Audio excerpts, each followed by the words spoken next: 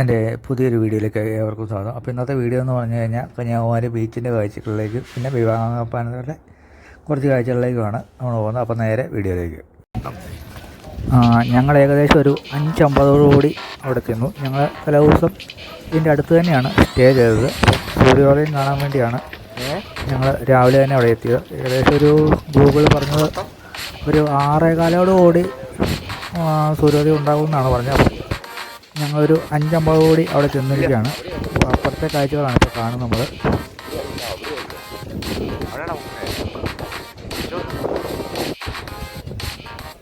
അങ്ങനെ സൂര്യോദയം കാണാൻ വേണ്ടി അത്യാവശ്യം പറ്റിയൊരു സ്ഥലം നോക്കി ഞങ്ങൾ സീറ്റ് പിടിച്ചിരുന്നു.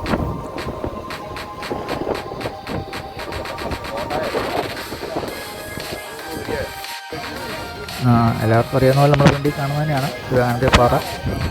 അതായത് 1970 സ്വാമി വിവേകാനന്ദ സ്മരണയ്ക്കായിട്ടാണ് ഇത് സ്ഥാപിച്ചത്.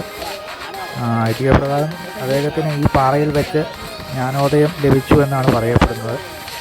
സന്ദർശകർക്ക് ധ്യാനിക്കാനായിട്ട് ധ്യാനമന്ദിരം എന്നറിയപ്പെടുന്ന ഒരു ധ്യാന ഹാളും സ്മാരകത്തോട് ചേർന്നിട്ടായിട്ടുണ്ട്.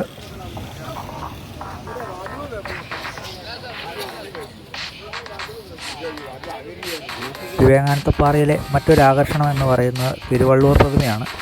ഏകദേശം 133 അടി ഉയരമാണ് ഈ പ്രതിമയ്ക്കുള്ളത്. 1990 ഈ പ്രതിമ പണി കഴിപ്പിക്കാൻ ആരംഭിച്ചത്. 1999 പണി പൂർത്തീകരിച്ചു. പിന്നെ ജനുവരി 1, 2000 ഇത് ഉദ്ഘാടനം ചെയ്തത്. അവിടെ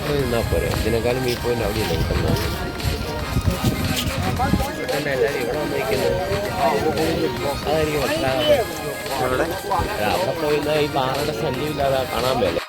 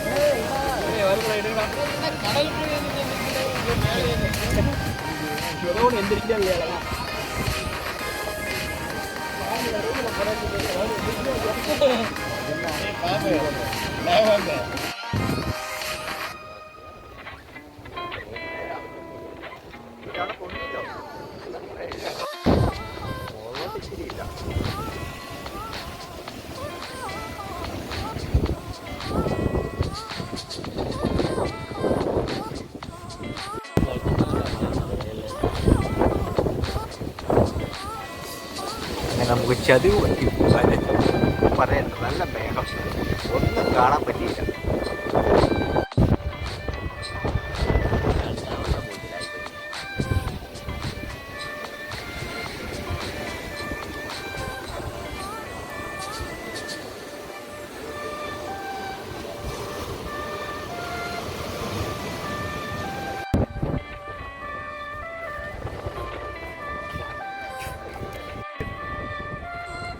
ഇത് ഞങ്ങൾ നിന്നോടത്തു നിന്നുള്ള വലതുവശത്തു നിന്നുള്ള കാഴ്ചകളിലേക്കാണ്. അത് നല്ല രസമുള്ള കാഴ്ചകൾ തന്നെയാണ്. ഇവിടെ നമുക്ക് കുറേ നടക്കാനായിട്ട് വഴി കാര്യങ്ങളൊക്കെ ഉണ്ട്. നമുക്ക് ഇതിലൊക്കെ കുറേ ദൂരം നടക്കാനായിട്ട് സാധിക്കും സുഖമായിട്ട്.